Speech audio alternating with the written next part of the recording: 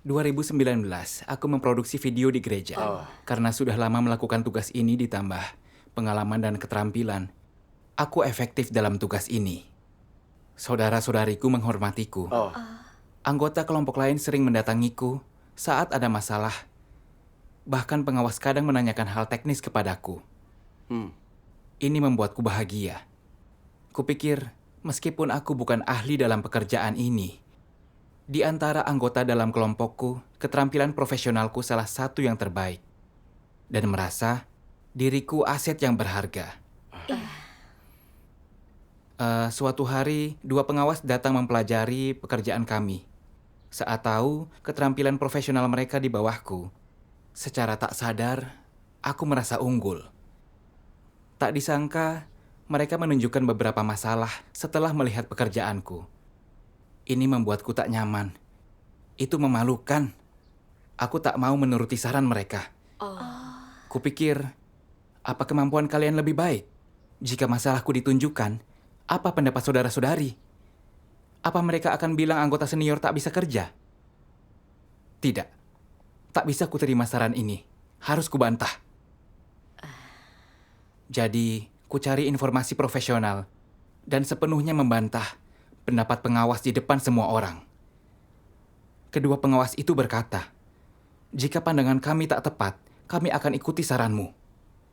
Mendengar itu, aku sangat bangga dan merasa mendapatkan citraku kembali. Kemudian pengawas menceritakan keadaan mereka dalam pertemuan. Mereka merasa terkekang. Meski melihat masalah, mereka tak berani tunjukkan karena takut ditolak. Saat itu, aku menyadari bahwa aku agak congkak, tapi aku tak merenungkan diri. Pengawas baru, Saudari Xiang, ditunjuk menindaklanjuti pekerjaan kami. Kualitas dan keterampilannya sangat bagus, dan dia cepat belajar. Suatu kali, anggota baru, Saudara Wang, punya masalah dalam video yang dia buat.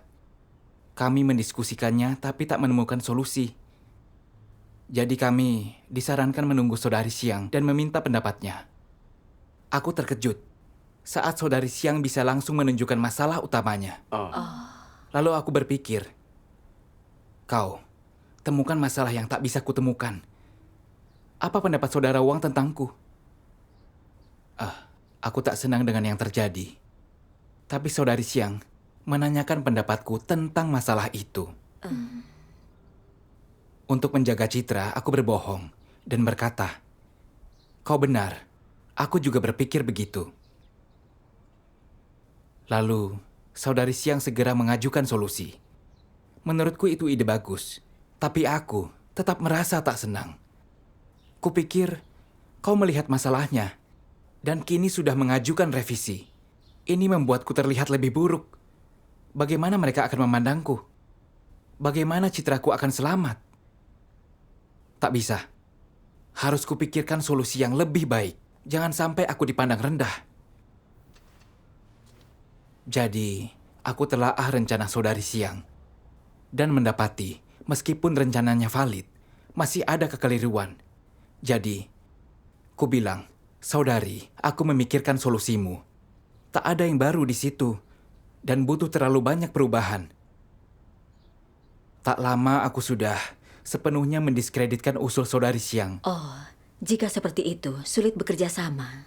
Ya, saat itu Saudari Xiang merasa ada yang tak beres. Jadi dia bertanya, kenapa aku merasa kau selalu menolak saranku, bukannya coba memecahkan masalah? Aku membela diri. Ku bilang tidak. Aku hanya berpikir ada yang salah dengan rencanamu. Setelah itu, aku menyarankan solusi baru. Saudara Wang merasa rencanaku bagus dan akhirnya memakai rencanaku. Melihat ini aku senang, seolah telah memenangkan pertempuran. Kurasa kini mereka tahu aku lebih baik dari pengawas itu.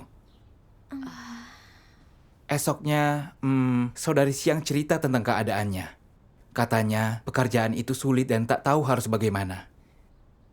Dia juga bilang, selama bermitra denganmu dalam tugas, aku merasa tak bisa bekerja dan tak bisa membantu kelompokmu. Aku merasa tak berharga saat di dekatmu. Aku tak merasa seperti ini di sekitar yang lain. Dia tunjukkan masalahku, katanya, setelah mengenal dirimu, kulihat kau pamer dalam semua tindakanmu.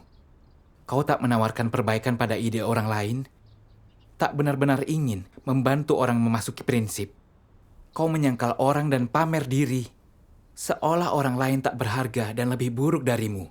Mereka merasa terkekang dan serba salah. Jika ini berlanjut, kau akan berkuasa dalam kelompok. Kau menempuh jalan anti-Kristus. Benar. Saudari lain juga bilang aku punya manifestasi ini. Namun saat itu, aku tak paham. Aku tak coba membela diri, tapi sangat sedih dalam hati. Kupikir, aku mengekang saudara-saudariku dan menempuh jalan anti-Kristus. Kau hanya mengincarku. Apa pendapat mereka nanti? Setelah itu, produk jadi Saudara Wang berdasarkan saranku dipilih. Jadi aku merasa makin menantang. Kau masih pikir ku tempuh jalan anti-Kristus? Jika benar, apa aku bisa hasilkan itu? Karena aku selalu menolak sarannya, Saudari Siang jarang memberi saran setelah itu.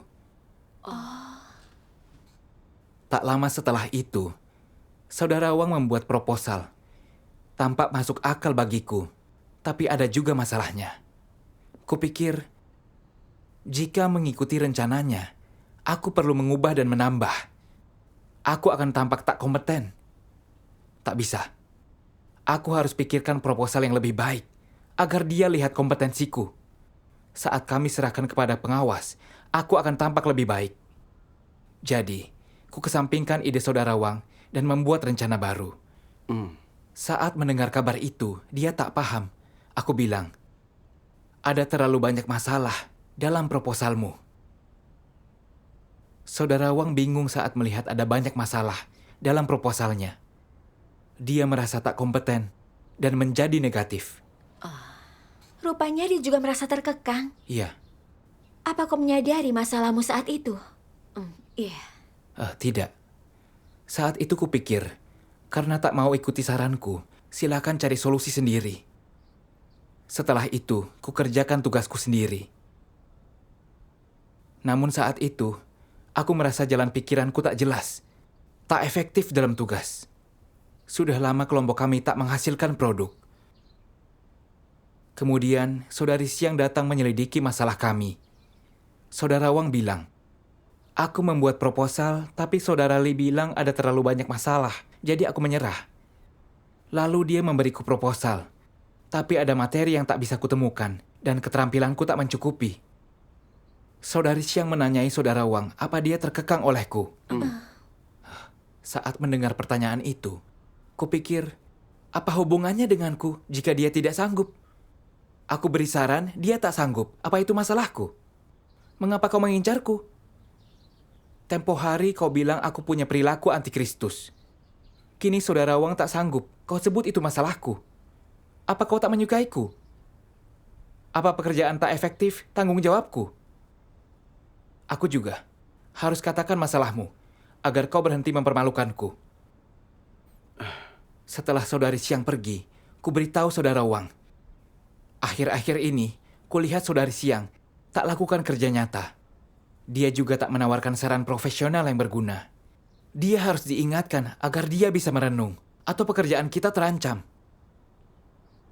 Setelah mendengarku, Saudara Wang pun bersikap bias terhadapnya. Pengawas lain, Saudari Zeng, datang ke kelompok kami. Kuceritakan semua pandanganku tentang Saudari Siang. Bahwa Saudari Siang tak serius bekerja. Kelompok sudah lama tak buat video jadi, tapi dia tak selesaikan masalah nyata. Setelah mendengar ini, dia bertanya apa aku punya pendapat tentang Saudari Siang. Aku segera menjawabnya. Tidak, aku tak punya pendapat khusus. Namun setelah mengatakan itu, tiba-tiba aku merasa panik. Malam itu, tidurku tak nyenyak. Aku dilanda rasa bersalah. Sikapku bias terhadap Saudari Siang, tapi tidak aku akui. Bukankah ini bohong? Benar. Aku bertanggung jawab atas keadaan pekerjaan. tapi sengaja menyeret saudara Wang, menuduh saudari Siang, dan menghakimi dia tanpa dasar. Aku menyerangnya untuk balas dendam. Aku benar-benar berbuat jahat. Kemudian, pemimpin tahu aku menyerang saudara Wang dan pengawas sampai negatif, yang sangat mempengaruhi pekerjaan video. Aku juga tak mau menerima bantuan, bahkan menyerang saudari Siang. Berdasarkan perilakuku, aku dipecat. Setelah dipecat, aku tak bisa merasakan kehadiran Tuhan. Aku berdoa berkali-kali. Tuhan, mereka menyingkapku karena menempuh jalan antikristus. Tapi aku masih belum mengenal diriku sendiri. Aku tak tahu di mana jalanku menyimpang. Cerahkan dan tuntunlah aku agar bisa mengenal diriku. Lalu aku menemukan firman Tuhan yang menyingkapkan antikristus. Tuhan berfirman, metode antikristus saat melakukan sesuatu selalu tak biasa dan terkesan muluk. Betapapun benarnya saran orang lain, mereka selalu menolaknya. Meskipun saran itu selaras dengan gagasan mereka, jika mereka tak usulkan lebih dahulu, mereka akan menolak melaksanakan saran itu. Sebaliknya, mereka akan berusaha meremehkan, menolak, dan mengkritiknya. Sampai orang yang memberikannya merasa gagasan mereka salah dan mengakuinya, baru setelah itulah mereka berhenti mengkritiknya. Antikristus suka membesar-besarkan diri mereka dan meremehkan orang lain, sehingga orang lain memuja dan menjadikan mereka pusat perhatian. Mereka biarkan dirinya saja yang berkembang, dan orang hanya menjadi latar belakang yang membuat mereka menonjol. Antikristus percaya bahwa hanya perkataan dan perbuatan mereka yang benar. Mereka sering mengajukan pandangan baru untuk menolak pandangan dan penerapan orang lain, mencari-cari kesalahan dalam pendapat orang lain, dan menghalangi atau menolak rencana orang lain. Jadi, semua orang harus mendengarkan dan mengikuti metode mereka. Mereka menggunakan metode ini untuk terus menolakmu, menyerang dan membuatmu merasa bahwa kau tak cukup baik, sehingga kau makin tunduk kepada mereka, menghormati dan mengagumi mereka, sampai akhirnya kau di bawah kendali mereka. Inilah proses antikristus menaklukkan dan mengendalikan orang. Amin. Amin. Dari firman-Nya ku tahu, antikristus selalu tak biasa, pamer diri, dan meremehkan orang lain, agar menonjol dan membuat orang-orang mengagumi mereka. Seiring waktu, rekan kerja mereka tenggelam dalam keadaan negatif, merasa lebih rendah dari si antikristus, dan akhirnya merasa dikendalikan. Bukankah perilakuku sama dengan antikristus? Dari lubuk hatiku aku membenci dan memandang rendah dua pengawas sebelumnya. Saat melihat masalah dalam video yang aku buat, aku takut diremehkan orang lain. Jadi ku cari alasan untuk menolak saran mereka. Pengawas pun merasa terkekang olehku. Bahkan saat saudari Siang mengenali masalah utama dalam pekerjaan dan memberi saran bagus untuk revisi, aku tidak terima. Jika mendengarkan dia, tak akan ada yang memperhatikanku dan orang tak akan menghormatiku. Jadi aku mencari kekurangan dalam rencananya untuk meremehkan dan menjelekkan dia. Lalu, kuajukan ide cemerlangku dan kami gunakan caraku. Dari luar, aku bekerja dengan dalih meningkatkan pekerjaan kami. Tapi tujuanku sebenarnya membuktikan aku lebih baik dari pengawas, agar dihormati orang. Saat membahas proposal saudara Wang untuk pamer diri, kunyatakan rencananya tak berharga, yang membuatnya pasif dan tak bisa berproduksi. Gereja mengaturku bekerja sama dengan saudara-saudariku agar bisa belajar dari kelebihan masing-masing. Jika proposal seseorang bagus dan masuk akal, yang perlu kami lakukan hanya menyempurnakannya agar semua orang berusaha maksimal dan berhasil dengan caranya sendiri. Itu menguntungkan pekerjaan video. Iya. Tapi, agar aku dikagumi dan didukung orang, aku selalu menawarkan ide baru, pamer, meremehkan orang lain. Tak pernah biarkan mereka berperan dalam tugas. menyebabkan rekan kerjaku dan pengawas merasa tak berguna, penuh kenegatifan dan tak mampu bertugas. Bukankah esensi tindakanku sengaja menekan orang-orang? Aku selalu pamer dan menekan orang lain, membuat orang merasa tak bisa tanpaku dan harus selalu mendengarkanku, sehingga mereka tak terlibat dalam pekerjaan kelompok.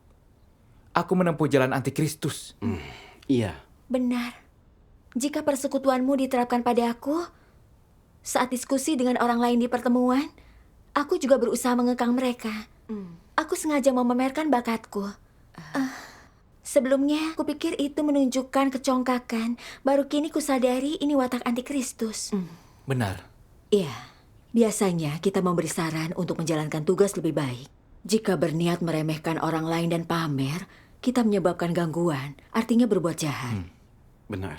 Tanpa disingkap oleh firman Tuhan, aku tak akan bisa tahu. Ini benar. Jika tidak dipecat, aku tak akan menyadari masalahku. Aku terlalu mati rasa. Kemudian, aku baca firman Tuhan lain. Tuhan Yang Maha Kuasa berfirman, kecintaan para antikristus akan status dan gengsi melampaui apa yang dirasakan oleh manusia normal dan merupakan sesuatu yang ada dalam watak dan esensi mereka. Itu bukanlah kepentingan yang sifatnya sementara ataupun efek sementara dari lingkungan mereka. Itu adalah sesuatu yang ada dalam hidup mereka, dalam naluri mereka, dan dengan demikian, itulah esensi mereka. Dengan kata lain, dalam segala sesuatu yang antikristus lakukan, pertimbangan pertama mereka adalah status dan gengsi mereka sendiri, tidak ada yang lain. Bagi antikristus, status dan gengsi adalah hidup dan tujuan mereka di sepanjang hidup. Dalam segala hal yang mereka lakukan, pertimbangan pertama mereka adalah apa yang akan terjadi dengan statusku dan apa yang akan terjadi dengan gengsiku. Apakah melakukan hal ini akan memberiku kehormatan? Apakah melakukan hal ini akan meningkatkan statusku di benak orang? Itulah hal pertama yang mereka pikirkan, yang merupakan bukti yang cukup bahwa mereka memiliki watak dan esensi para antikristus. Jika tidak, mereka tidak mau mempertimbangkan masalah-masalah ini. Mereka seringkali memikirkan hal-hal semacam itu di dalam hatinya.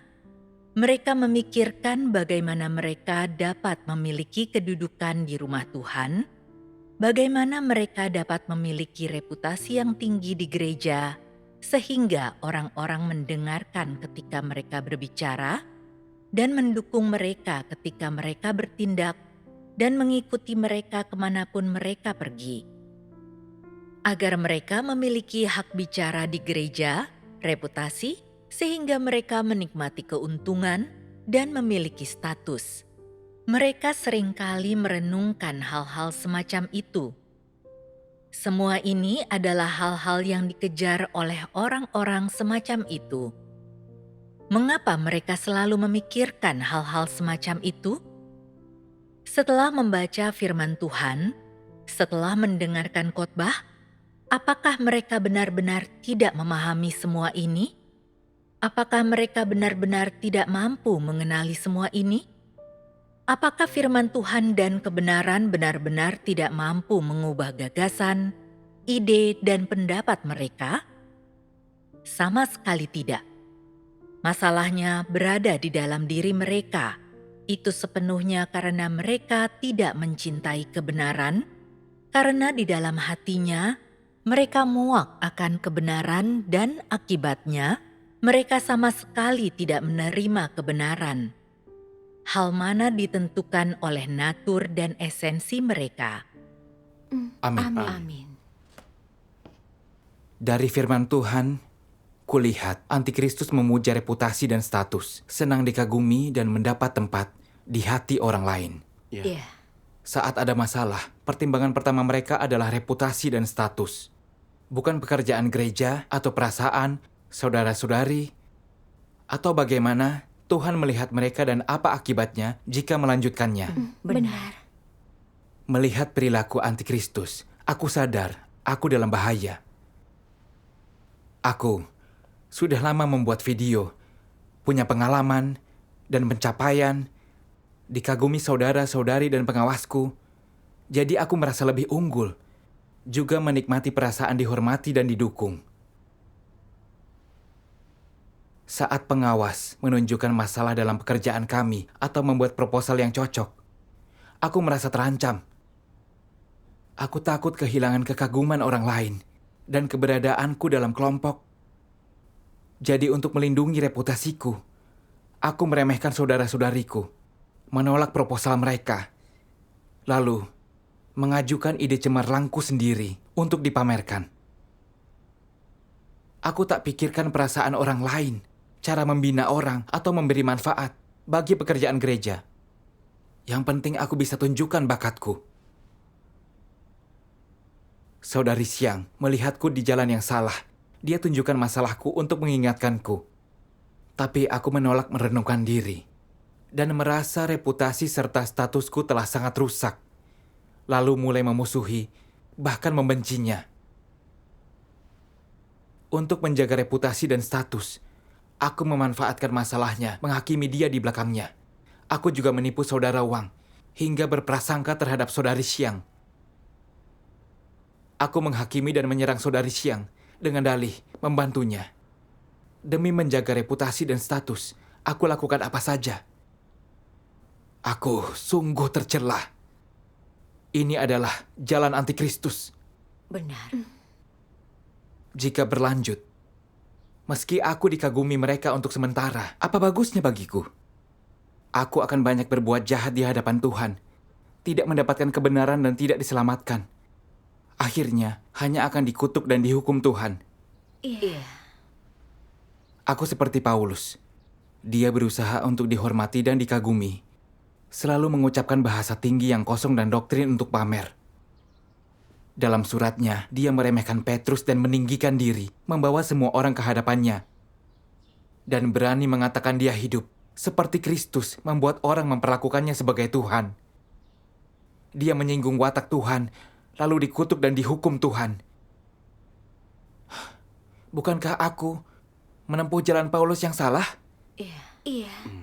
Sebenarnya status kita ini tak setinggi Paulus. Pekerjaan kita tak sehebat dia. Hanya sedikit efektif dalam tugas dan punya karunia lebih. Tapi lupa siapa kita. Iya. Demi melindungi reputasi dan status, kita bisa meremehkan dan mengecualikan orang lain. Jika benar-benar punya status, entah berapa banyak kejahatan kita. Benar. Saat orang percaya mengejar reputasi alih-alih kebenaran, mereka bisa melakukan kejahatan. Benar sekali, benar. Saat menyadari ini, aku merasa takut. Kurenungkan kejahatanku demi reputasi. Setelah membuat faksi untuk menghakimi saudari Siang, aku langsung merasa gelap dan gelisah. Selalu merasa bencana akan terjadi. Jika aku menolak bertobat, Tuhan pasti akan menyingkirkanku. Pada titik ini aku sadar betapa bahayanya aku mengejar reputasi dan status. Benar. Lalu, aku membaca firman Tuhan.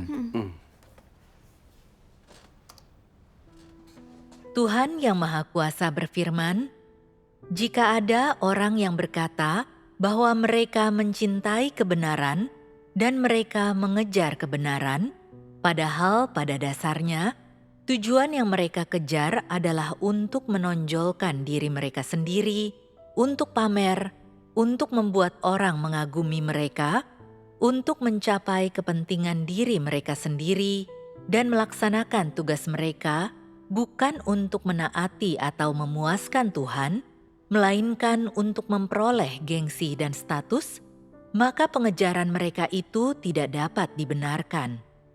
Dengan demikian, dalam hal pekerjaan gereja, apakah tindakan mereka adalah penghambat, atau apakah tindakan mereka membantu memajukannya?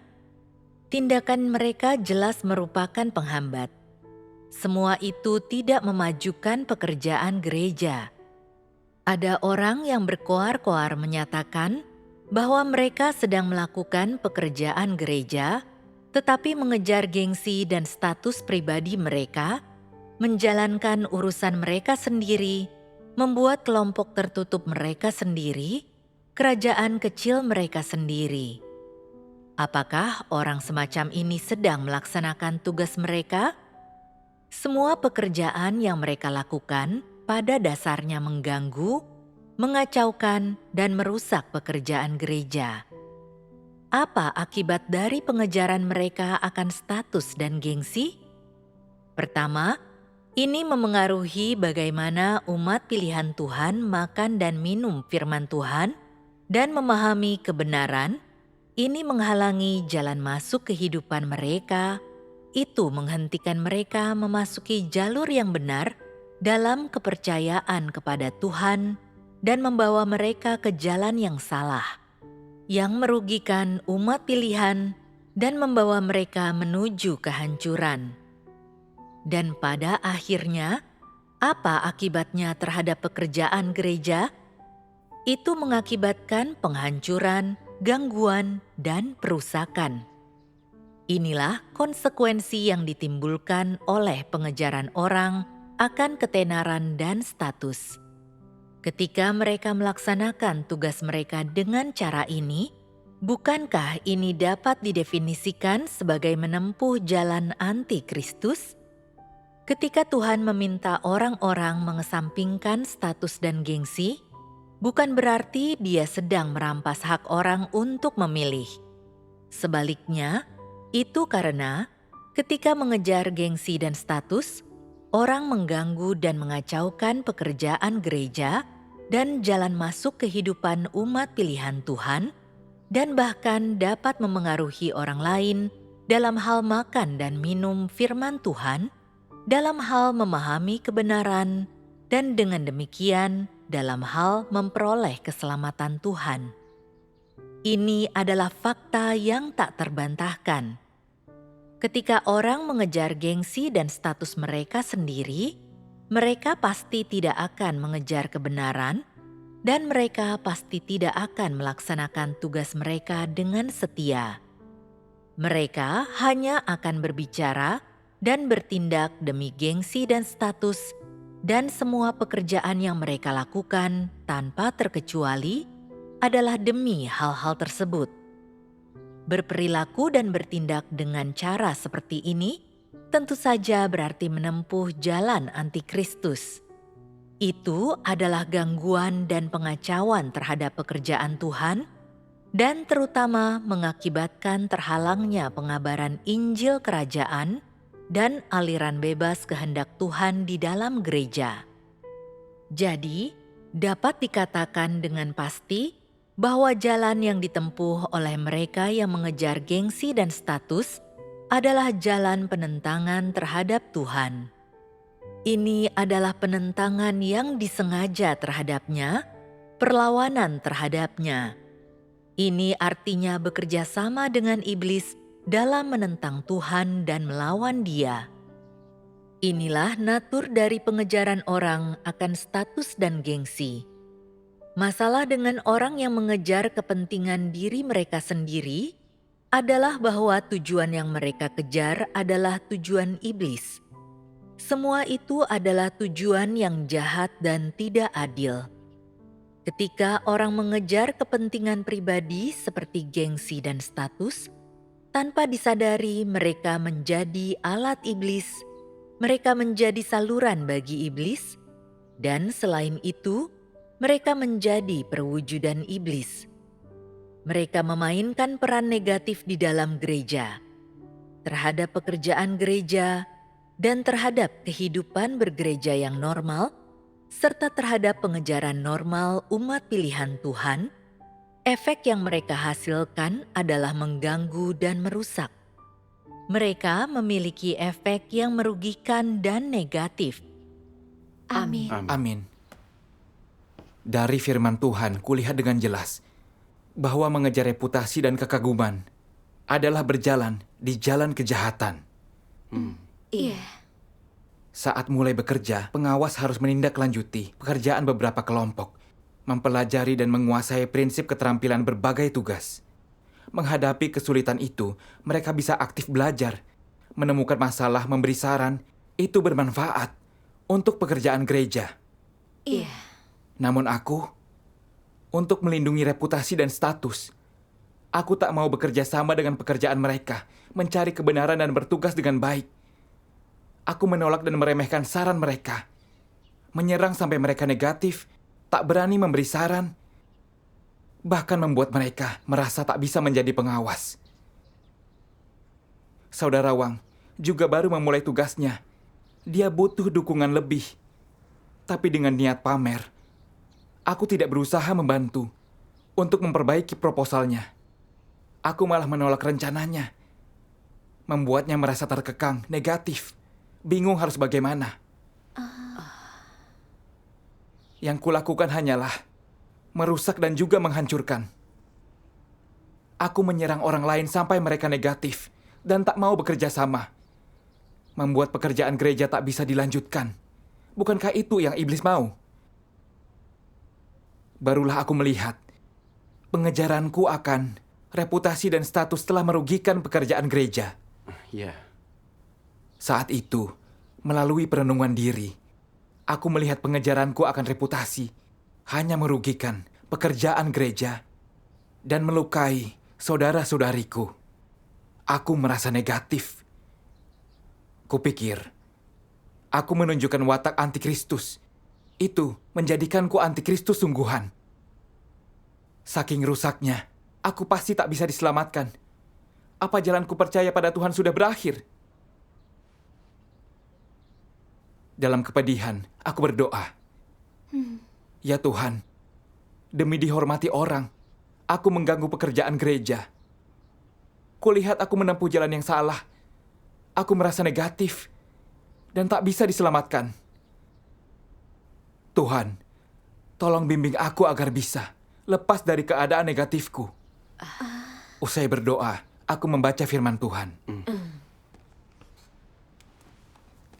Tuhan berfirman, kau harus mampu melihat dan mengenali antikristus, membedakan berbagai perwujudan mereka.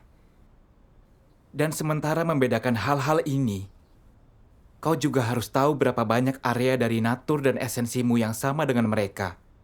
Karena kalian adalah manusia yang telah dirusak iblis. Tapi walaupun antikristus dipakai iblis sebagai kedoknya dan menjadi salurannya, kau sebagai jenis orang yang dirusak iblis masih bisa diselamatkan. Jadi dengan pola pikir apakah kau harus menerima fakta dan perwujudan ini? Terapkan itu pada dirimu. Akui dirimu memiliki natur dan esensi antikristus. Lalu renungkan yang mana dari perwujudan dalam dirimu itu yang sama dengan apa yang diwujudkan dalam diri antikristus. Pertama, akuilah fakta ini. Jangan berpura-pura atau menyamarkan dirimu. Jalan yang kau tempuh, jalan antikristus. Mengatakan dirimu antikristus adalah sesuai kenyataannya. Tapi rumah Tuhan belum menyebutmu antikristus dan memberi kesempatan bertobat. Apa kau paham?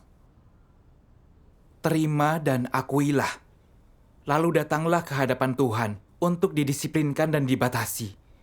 Jangan tinggalkan terang hadirat Tuhan dan juga perlindungannya. Jadi, saat bertindak, kau tak hanya akan dibatasi hati nurani dan nalar, tetapi juga diterangi dan dibimbing oleh firman Tuhan yang juga akan membatasimu. Selain itu, Roh Kudus akan membimbingmu dan membuat segala hal di sekelilingmu mengingatkan dan mendisiplinkanmu. Bagaimana Tuhan mengingatkanmu? Tuhan bekerja dengan banyak cara. Terkadang, Tuhan memberimu perasaan yang jelas di hatimu. Dan kau merasakan kau harus menerima pembatasan, tak boleh melawan. Dan jika berbuat salah, kau mempermalukan Tuhan dan dirimu sendiri. Karena itu, kau mengendalikan dirimu. Dan bukankah ini melindungimu? Ini salah satu cara Tuhan. Terkadang, Tuhan menegurmu dari dalam. Dia memberimu firman-Nya. Kau akan diberitahu, tindakanmu memalukan dan hina bagi Tuhan, dan kau akan dihukum. Akan ada perkataan yang menegurmu yang akan kau terapkan kepada dirimu. Apa tujuan menegurmu dengan cara ini? Untuk menyentuh hati nuranimu.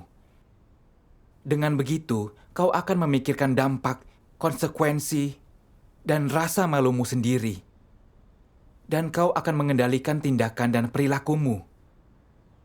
Kemudian kau akan mendapati bahwa, meskipun watak rusak ini bersumber dari dalam diri manusia, ketika orang mampu menerima kebenaran dan melihat watak rusak mereka yang sebenarnya, mereka dapat tinggalkan daging.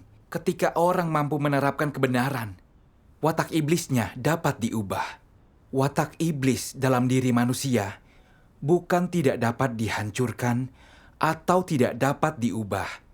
Ketika engkau menerima kebenaran dan mampu menerapkannya, watak iblis dalam dirimu akan secara alami dihancurkan dan digantikan. Amin. Amin. Firman Tuhan memberiku penghiburan dan aku sangat tersentuh. Kupikir karena aku rusak, Tuhan pasti membenciku dan tak menyelamatkanku. Tapi dari firman Tuhan, aku merasakan belas kasih-Nya bagi manusia. Aku juga paham, orang yang punya esensi antikristus tak mengembangkan pertobatan. Iya. Jika bisa sadar kau berjalan di jalan antikristus dan bertobat, kau bisa diselamatkan. Aku juga tahu, entah seseorang bisa diselamatkan, tergantung pada jalan yang diambil. Firman Tuhan menunjukkanku jalan penerapan. Asalkan kita mengakui kerusakan, tidak berpura-pura, mau membuka diri kepada saudara-saudari untuk menyingkap diri, serta mengandalkan Tuhan dan meninggalkan diri saat ingin mengejar reputasi, Tuhan akan membimbing dan membantu kita membuang watak rusak kita. Dalam firman Tuhan, aku melihat harapan untuk mengubah watakku. Aku masih bisa berubah. Aku merasa kembali memiliki iman. Syukur kepada Tuhan. Setelah paham kehendaknya, aku tak mau lagi kejar reputasi dan status. Aku hanya ingin mengejar perubahan watakku dan tak mengecewakan harapan Tuhan. Setelah itu, aku menulis surat kepada saudari Siang. Di dalamnya, aku ceritakan niatku saat itu dan meminta maaf kepadanya. Lalu, melihatku telah merenung dan berubah, pengawas memintaku lanjut membuat video. Setelah mengalami kegagalan ini, aku sering ingatkan diri agar tak seperti dulu. Aku takut aku akan mengejar reputasi atau mencoba pamer dan menyebabkan gangguan. Namun, saat masalah muncul, aku tetap sulit mengesampingkan diriku dan baru bisa menerapkan setelah melawan diriku. Aku ingat suatu kali, Saudara Wang membuat video. Kupikir proposalnya masuk akal, tapi masih ada sedikit masalah. Saat itu kupikir, andai aku bisa buat proposal yang lebih baik. Setelah selesai, aku akan menerima sebagian besar pujian. Pengawas akan tahu aku punya ide yang lebih baik. Jadi, aku langsung menolak proposal Saudara Wang dan mengajukan ide segar yang baru. Saat mendengar itu, Saudara Wang bingung, tak tahu harus bagaimana. Dia tak berani melanjutkan proposalnya sendiri, tapi juga tak yakin apa proposalku akan berhasil. Jadi dia terjebak dalam situasi itu. Itu sangat membuatku frustasi. Kupikir, aku ketua kelompok, kenapa kau tak mendengarkanku? Aku ingin memberinya banyak alasan untuk menolak proposalnya. Namun saat itu, aku mulai merasa sangat tak nyaman. Aku membuat kesalahan yang sama, bukan? Ini yang kulakukan dulu. Untuk pamer, aku menolak orang lain hingga mengganggu pekerjaan gereja. Aku merasa sedikit takut. Jadi aku dengan segera berdoa kepada Tuhan. Aku bilang, Tuhan, watak rusakku terlalu parah. Aku tanpa sadar menyangkal orang lain dan pamer agar mereka mengagumiku. Tuhan, tolong kutuk watak rusakku dan bimbing aku di jalan mengejar kebenaran. Usai berdoa, aku membaca firman Tuhan.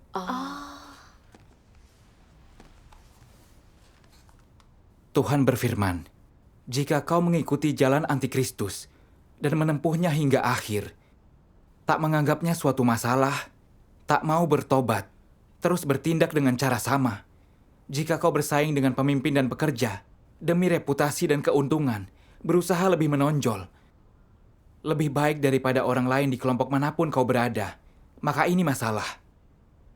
Jika kau tetap mengejar status dan tak mau bertobat, itu berarti kau antikristus, dan kau pasti akan dihukum.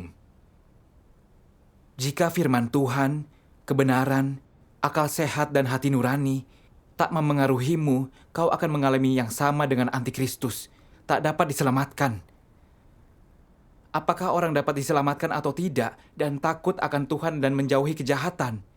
Itu bergantung pada apakah mereka menunjukkan pertobatan setelah mengenal dirinya, dan tergantung pada sikap mereka terhadap kebenaran serta jalan apa yang mereka pilih. Jika kau tak tinggalkan jalan antikristus, tetapi memilih untuk memuaskan ambisi dan keinginanmu, dan melanggar kebenaran dan menentang Tuhan, maka kau tidak dapat diselamatkan. Amin. Amin. Firman Tuhan sangatlah jelas. Entah Tuhan menyelamatkanmu, tergantung pada apa kau bisa bertobat setelah mengenal dirimu.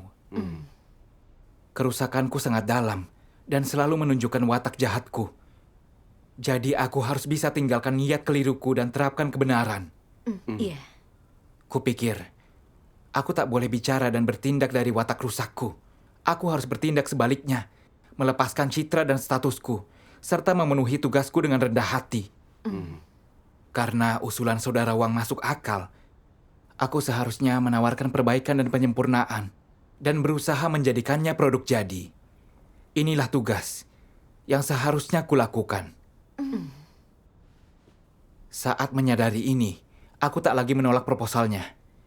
Aku justru menunjukkan masalah dalam proposalnya dan memberitahunya saran yang kupikir akan membantu. Dia punya jalan setelah aku bicara, serta dengan senang hati menerima saranku dan menggunakannya. Setelah menerapkan itu, aku merasa sangat damai dan aman. Syukur kepada Tuhan. Syukur kepada Tuhan. Lalu, saat hal serupa terjadi, meski masih menunjukkan hal seperti itu, aku bisa dengan sadar berdoa meninggalkan diriku dan mendengarkan saran dari saudara-saudariku. Perlahan aku mengetahui, setiap saudara-saudari punya kelebihan. Aku bisa melihat nilai dalam proposal orang lain, lalu menawarkan saran untuk perbaikan. Aku juga mendorong mereka bekerja dengan cara sendiri. Dengan bekerja seperti ini, saudara-saudariku merasa lebih nyaman. Aku juga merasa jauh lebih aman. Syukur kepada Tuhan. Menerapkan ini luar Iya, biasa. Syukur kepada Yang Tuhan. Tuhan lakukan adalah penyelamatan.